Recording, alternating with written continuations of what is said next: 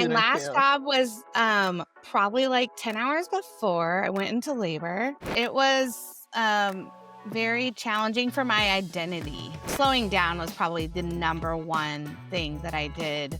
I just was like so like trying to build my whole life around him, and when I feel like I should have just integrated him in my life. There are seasons in your life where motherhood takes precedence, and then there's other seasons in your life where maybe you're not as great of a mom, but you're like killing it in your business.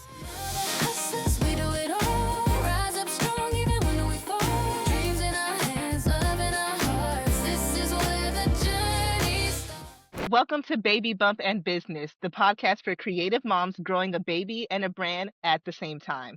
I'm your host, B. Troford Wilson, photographer, educator, and first-time mom to be, sharing the real unfiltered journey of pregnancy, entrepreneurship, and everything in between. Each week, I'll be joined by a fellow creative mom to talk about the beauty, the burnout, and the balance of it all. So let's get into it. Today's guest, we have Tausha Dickinson. Tausha is a Nashville photographer and business mentor who mastered the art of building a six-figure business in the middle of motherhood's beautiful chaos. She's passionate about having honest conversations about what it really takes to grow a business while raising a family. With coffee in one hand and a kid or camera in the other, she proves that you can build big dreams without pretending it's all perfect. Tausha, thank you so much for joining us today. Yes, I'm so excited to be here. Awesome. So I want you to let's just get right into it. So going into your motherhood journey, where were you in your business? Let me think about this for a second. I was probably, I think, about 11 years into my business, with about a year and a half, two of those being full time. Perfect, perfect. So transitioning into full time and then into motherhood, is that what I'm hearing? Mhm. Yeah, like probably 2 years of being full time and then motherhood. Yeah. Perfect. So being a full-time entrepreneur, I know at 2 years it's still, I mean, I still feel like I'm still learning, you know? So when you found out Always. that you were pregnant, what was hmm your initial mindset now that you were full-time as a photographer?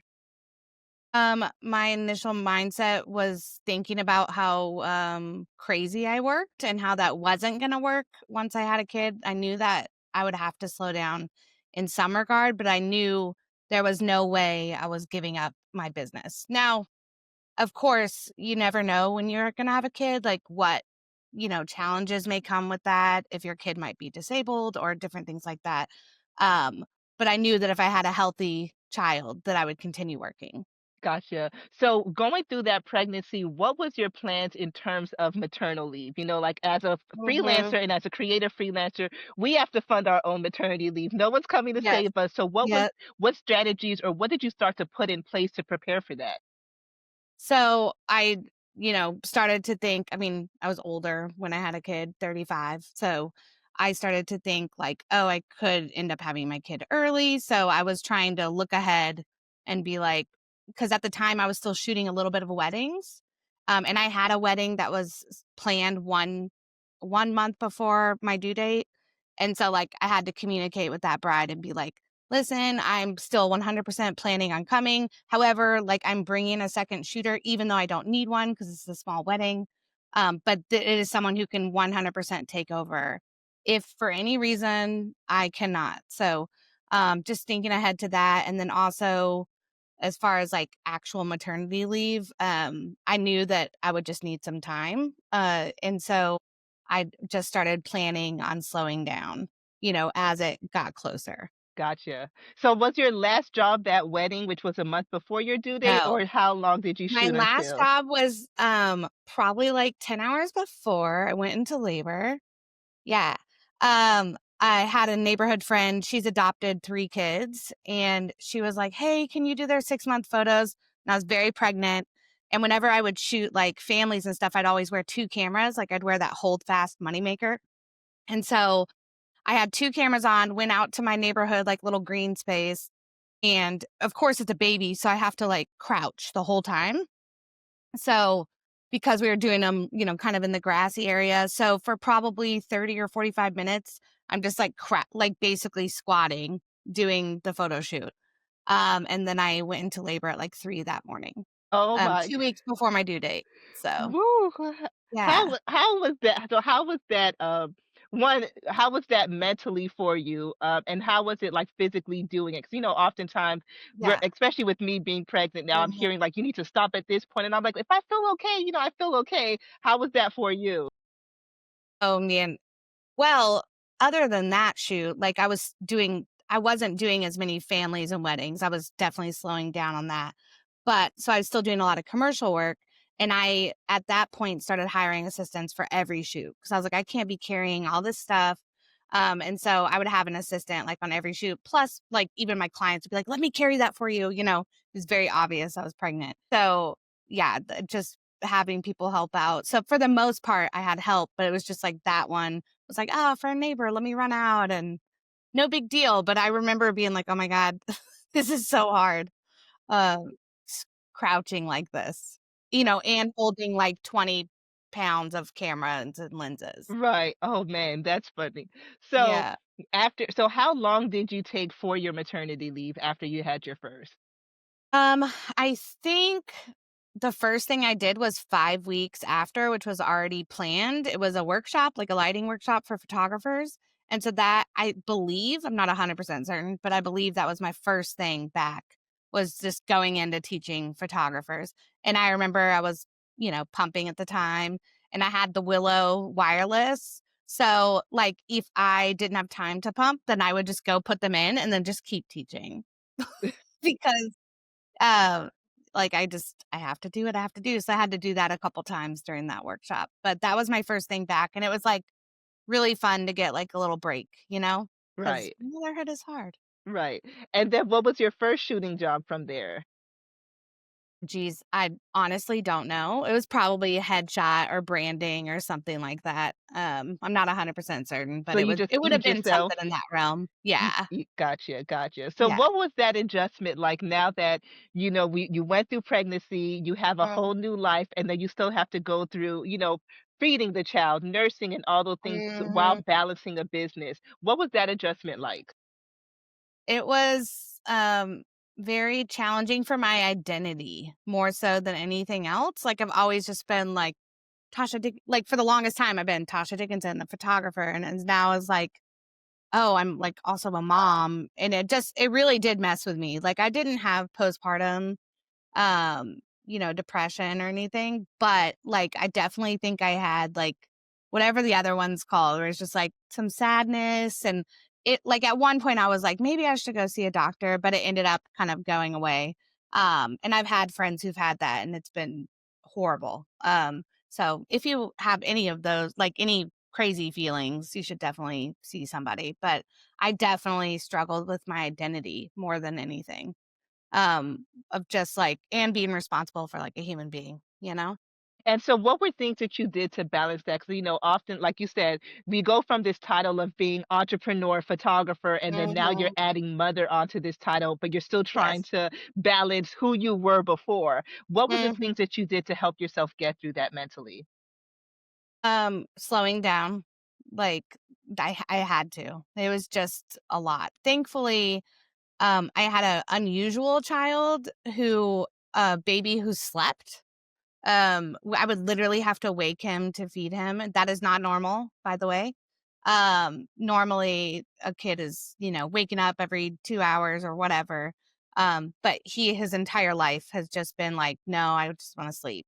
And so there were definitely times I went longer stretches than you're supposed to. Because I think if I remember right, it's like every 4 hours or some, depending on age. But there were definitely times I was like, I just want to sleep. I just want to sleep. I need like one more hour of sleep. Um, so yeah, that's the slowing down was probably the number one thing that I did that helped me for sure. Was Yeah. just taking a step back and being like, okay, I don't need to do this many shoots. I'm very thankful I have a husband who has a, typical corporate job. And so I was able to rely on him, financially. So, but there's something innate in me that like, I'm going to take care of myself. Um, and I've always been like that. So, and that, might partly be just how I grew up. Like, and I just, yeah. So it was really hard for me because I like to, like, make my own money, even though me and my husband, like, he's not like that, where it's like, "Oh, that's your money, it's my money." but it's innate in me that, like, I have to take care of myself. Right. And I think that's the thing, especially like as women and entrepreneurs, most of us are very Mhm. independent, so Yes. losing that sense of independence does get to you. Yes. Even I know for me, having Mhm. to now, like when people like, oh, let me carry this for you or let me do this for you, it's like, I can do it. Mhm. I'm just pregnant. But it's Yeah. like you do lose a sort of that independence. And that's something you really have to fight with? Yeah. Well, and, like, having a kid, like, you no longer can just, like, do whatever you wanna do whenever you wanna do it.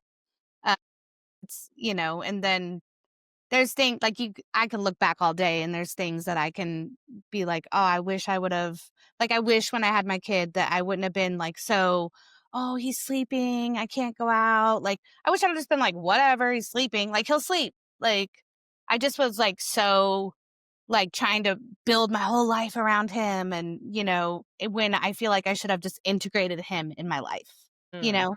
I right. learned that, but it just took time to learn that, "Hey, no, like, yes, I love him and he doesn't rule my life, like, he's a part of my life, so, like, we should be integrating," you know? But it took me a while to get there. So how did you get so that's actually a really good point. Oftentimes with even like for me when I'm trying to think about this new process where it's like, okay, how do you integrate someone into your lifestyle versus changing your life for that being and not feeling guilty about doing that? So how were you able to do that or what are some things that helped you overcome that? I think that, like, just like, I think just literally realizing, like, he's gonna sleep, like, and, okay, if we go out to this restaurant and he starts crying and it's crazy, like, we can leave. Like, it's partly, like, you're also thinking about other people in the world, and you know how it is when you don't have a kid and you see some kid acting up, like, maybe a toddler or something, and you're just like, "Geez, wish they'd do something," you know? But just realizing almost everything I did, it's like we could go, and if, he has a blowout and I don't have an extra outfit, like, we can go back home, you know? Right. And just getting to that point quicker. Gotcha. Gotcha. So going into the business side of it, what Mhm. systems were you able to create to help you navigate this new journey of motherhood? So I had some pretty good systems in place, but definitely not perfected. So I think finding everything that I could automate, anything I could automate, which is so much easier now. Because this was a little over 7 years ago, but it's like just finding anything that you can automate, do it. And if you have the budget, like, get an assistant, like, even if it's an admin assistant or something to just help you with those things. It's like, I forget what the exact phrasing is, but it's just like if someone else can do it to 80% and then you have to finish like the 20%, or they can do it to 90%, and you got to finish the 10, then that's worth your time. It's hard to, like, cuz sometimes you think of hiring someone, you're like, "Oh, it's going to be so expensive." But it's like if they can get it, you know, 80% of the way there, then it's totally worth it for you to pay them to do that. If you can come up with your hourly rate and all those things, like Right. your whatever your hourly rate, you want that to be. And then think about how much you're paying them. You're like, oh, I'm actually saving money, not wasting my time doing this. That's a really good one. And I know, especially as entrepreneurs, oftentimes it's very hard for us to delegate, right? It's very hard for us to treat our hobby like a business and actually running it like a business and putting people and systems in place. And I think that's like one thing I'm always telling people, like, if you can afford it or find a way to afford it, if it can Yeah. save you that time, if it can Yeah. save you that headache, if you don't Yeah. like talking with clients, hire someone that enjoys talking to clients, and finding Mhm. just those different ways to help keep yourself balanced, but also to help your business run without you having to solely play every role in your business. Yes. 100%. I always say that, me and my husband, 'cause we're definitely, just one kid, because 'cause I'm too old, and if I get pregnant, I might lose my mind, at this point. But, it could still happen, but I'm like, "Please, for the love of God." Um, so I think that I always say that people who have more than one kid are a little woo, but there's a lot of people who do, and I'm like, "Good for them," but I'm like, it's I do wish that I had another kid, but motherhood doesn't always work out the way that you think, and you don't always get pregnant when you think you will. Sometimes you get pregnant and you have a miscarriage like I did. So it's like, it's just, you never know how long it's going to take. Like I had all my plans. Like I was like, I'm going to have a kid at 32 and then I'm going to have another kid at 34 or 35. But I didn't have a kid till I was 35. So, and it was a high risk, even though I had a good pregnancy, it was a high risk pregnancy, not just because of advanced maternal age. But it was a high risk because I like have a disorder that causes blood clotting that I found out when I was pregnant. So it made me like super, super high risk. So, which also made me nervous to get pregnant again, even though I had a good experience being pregnant. Right. And I think that's something that we often don't talk about, especially when it comes to like age, right? So even for me, I'm 34 having my first, and I remember so many people being in my ear about you're waiting, you're taking too long, you're Mm, waiting too long, you're doing all these different things. But sometimes people don't realize one, the journey is not smooth for every woman. It's not easy mm-mm, for every woman. I had a no. miscarriage last year as well. And it's like Hmm. there's so much that goes into that and people don't realize it. And then also, even just the process of planning when you are an entrepreneur and just planning your life, you shouldn't just base it around your age. You know, you want to make sure that you're comfortable and you're ready mentally, emotionally, and all that to be able to go through that. Yep. 100%. So, from having your first and then going through the toddler stage and of course you like you said you were still in your full time at that point. How were you Yeah. able to get to the point of where you're making six figures in your business is running good, and you're still able to balance being a mother and showing up as a mother? So there's a saying, and I'll probably get it wrong, but it's something along the lines of, you've got four burners, and they each represent different things in your life. And you can never have all four burners on at the same time. So there are seasons in your life where motherhood takes precedence. And then there's other seasons in your life where maybe you're not as great of a mom, but you're like killing it in your business. And I've missed things in my son's life because I didn't find out about the date until after I had a big gig booked that I cannot move. That just like breaks your heart. Like even recently, um, there was a different date on my calendar for a magazine shoot, and then they changed it to the day that my son starts school. And so like I couldn't be here to like, because on the first day of school you get to take him in, and I couldn't do that. And that really, and granted, he's in 2nd grade, so it's not like if it would've been kindergarten, like his first day, like, I wouldn't have missed that. But, like, I had to tell myself, I'm like, "It's 2nd grade, like, it's not, like, a big transition." So I just like, you gotta kinda when things like that come up and, your work interrupts motherhood, you gotta really think about, okay, is this like a crucial thing in their life that like I'm gonna regret forever? Okay, then I'm gonna like move this shoot or do whatever I need to do. But I'm like, it was his first day of 2nd grade. It's okay. So, and my husband took him. So it's like, it's fine. But I was bummed out for sure. Right.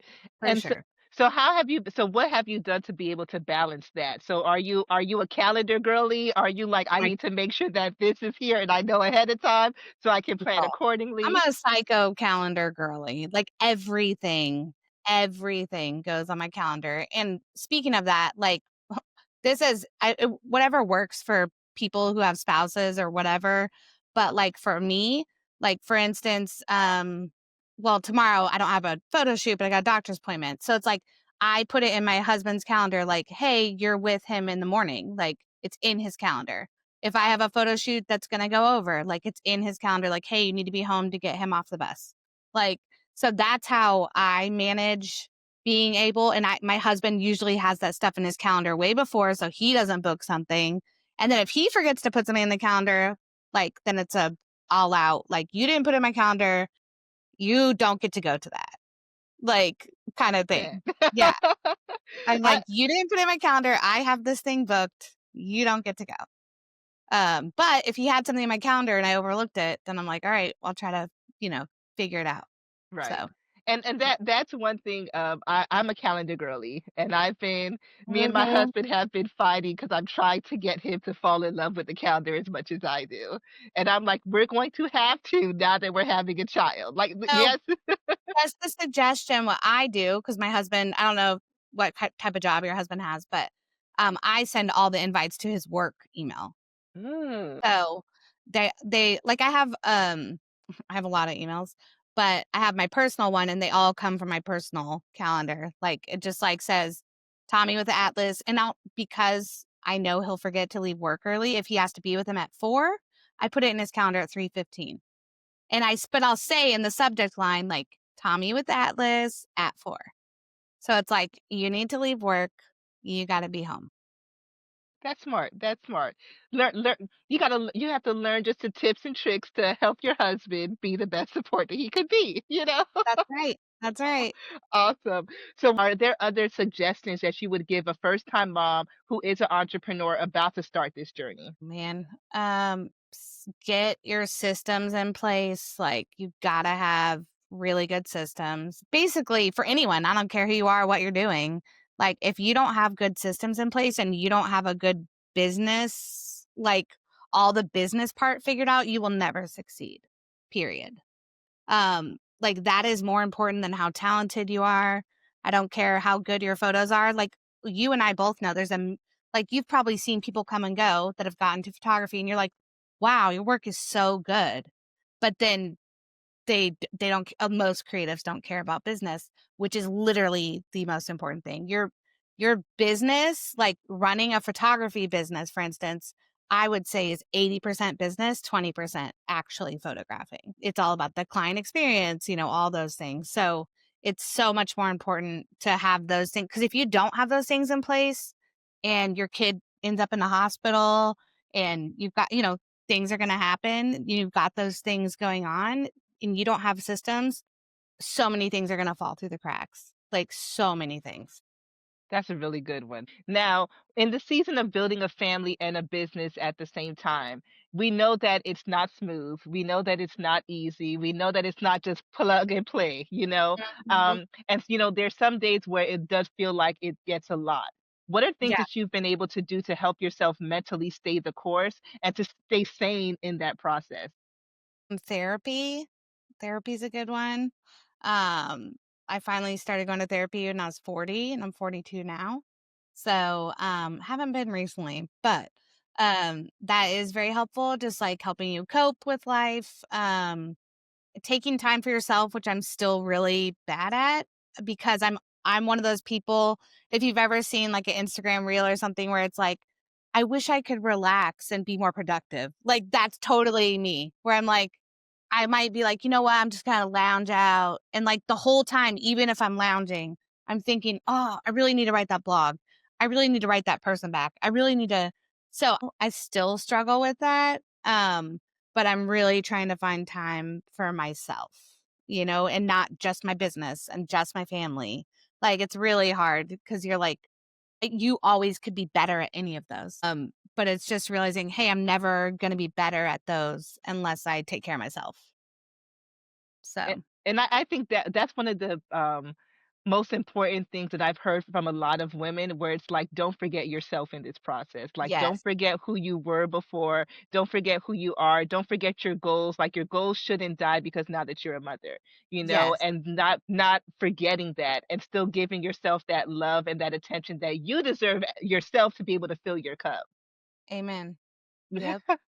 Awesome, awesome. So, last thing I want to thank you again for sharing all of this. This is so informative and definitely has been helpful to me, and I know it's going to help so many other women. Is there one last piece of advice that you would give an entrepreneur or a woman on showing up and not having guilt when you can't? Whoo. It probably would be don't compare yourself so much with everyone else's highlight reel. Because you're just mainly seeing a highlight reel, like, oh my God, like she's got it so easy. Like, look, she's always out at the park and like takes these photos, but like you don't see all the like screaming and the tantrums and the throwing themselves on the floor. Oh, and yesterday they ate a marble, like all the things. And I thought they were gonna die, but I'm not gonna share all that with you. I'm just gonna share like, oh my God, my kid's so cute. Even I do that. So I think the comparison, whether it's business or personal, is probably the killer of your joy the most. It really is. Just, you know, That definitely I definitely have fallen into that trap, but I don't much anymore because I've spent enough time with moms and their children.